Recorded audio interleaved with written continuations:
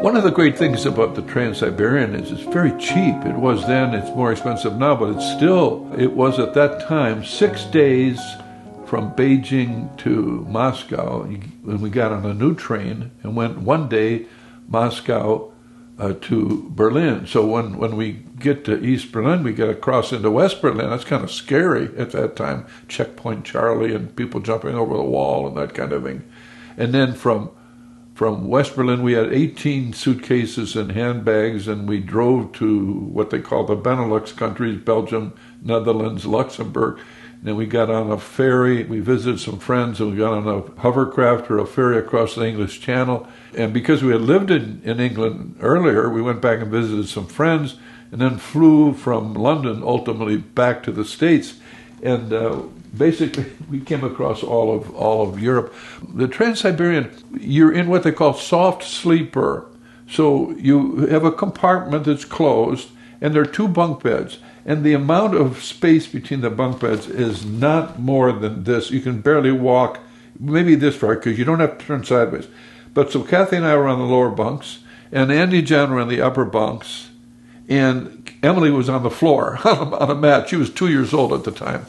So 6 days on that trip. They would stop every few hours. You'd get out, and there'd be Russian ladies with babushkas, selling potatoes or whatever.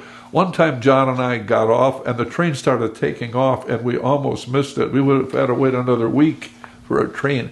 But that was such an exciting ride to go up through Russia, Lake Baikal, and then through Mongolia. First, we had to change the wheels on the train. The gauge on the track's different, but it was a fascinating trip. There was no dining car. Well, maybe there was, I can't remember, but it wasn't any good. But you could buy food along the way. But then we get into Moscow, and you can see immediately the difference in Russian people versus Chinese. The graciousness and the smiles are gone, and you're into Western, almost like American people in some ways. But that was a very exciting trip, and I look back at that with just the wonder of it all, that we were able to do that. And then that was kind of a romantic, tense time crossing from East Berlin into West Berlin. That's all gone now, but at that time, that's what it was like. We came back after being home in Pittsburgh, and mostly Pittsburgh, for 3 years. We began to miss China. It's kind of like they say, the army gets in your blood. We felt kind of the same way.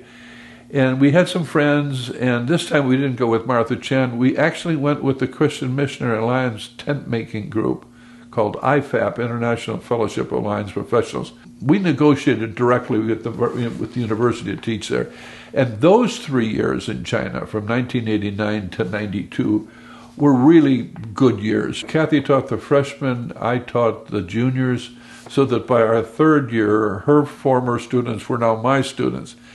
I think the greatest thing about the China experience, though, was that Kathy and I were doing the same thing. She was teaching in the foreign language department. I was too. We were together. We never worked together in any kind of job. We did a little bit for a while in Germany. I was actually her boss for a short time in a military group. But it was, I would walk to class, and if I was teaching, Kathy would stay with Emily. Kathy homestayed Emily at that time. She was like 7 years old, 7 and 8. In China, there's only 3 teaching blocks. You teach 8 to 10, or you teach 10 to 12, or you teach 2 to 4. That's how China's set up all over the country.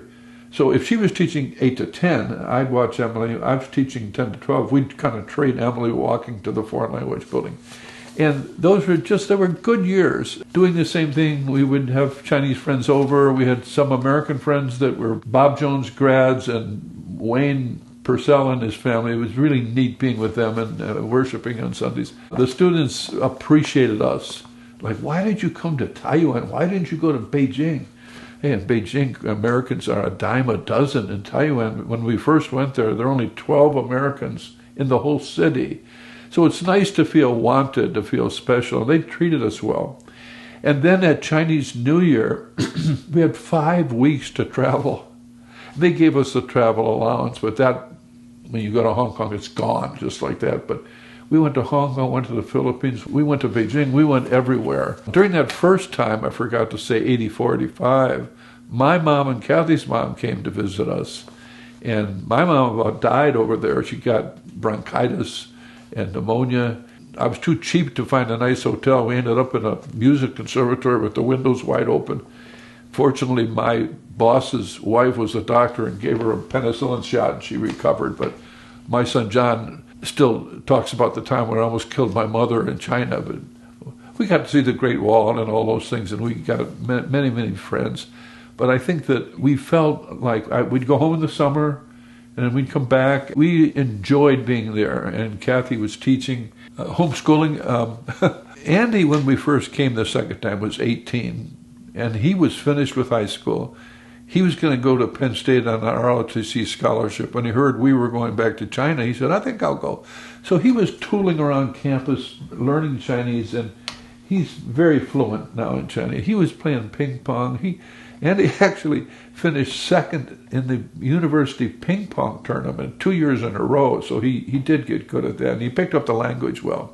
But when he and John, 2.5 years younger, played basketball, there'd always be a fight. I mean, and I'd say, you guys are not playing unless you're on the same team. John was homeschooling, I'm trying to homeschool him, and I'm trying to learn a little Chinese. I mean a little Chinese, and I'm teaching, and it got frustrating.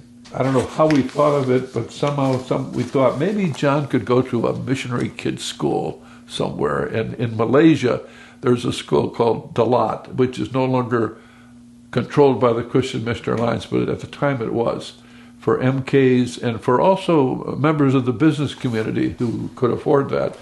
And so we called him up and said, is it possible for John to come there for his junior and senior year? They called Nyack, New York, which is where the Alliance headquarters was, and they said, is that okay? And they said, oh, you must have the wrong family. We know the Edgrins, they would never put their kid in a missionary kids school. You got the wrong family. No.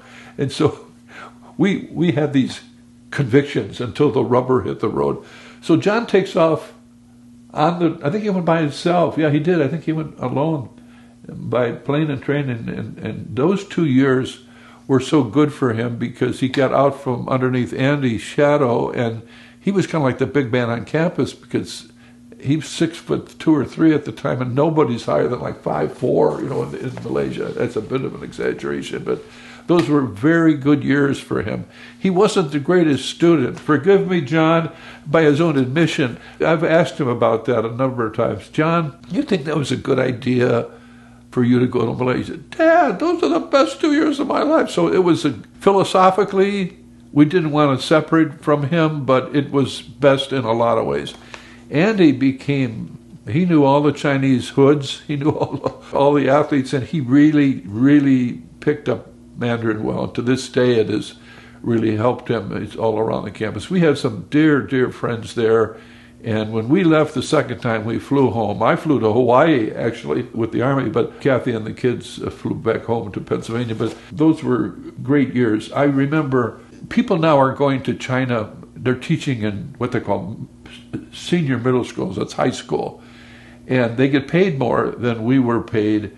But I never taught as a professor, what they call it, a foreign expert. I never taught more than 12 hours a week, maybe 14, because I was a university person.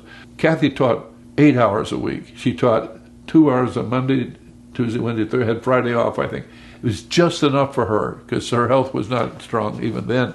But there were frustrating times, just dealing with the Chinese system. But those were very good years. In December of 91, I got a letter from Columbia International University. I had heard of Columbia International University. I had never heard of Ben Lippen. I didn't know what it was. And this letter came from a guy named Bob Calgren, who was one of the vice presidents. Will you apply for the headmaster job at Ben Lippen? And it's interesting. I think the fact that we went to China was part of the reason why they wanted me to come there. I had the credentials.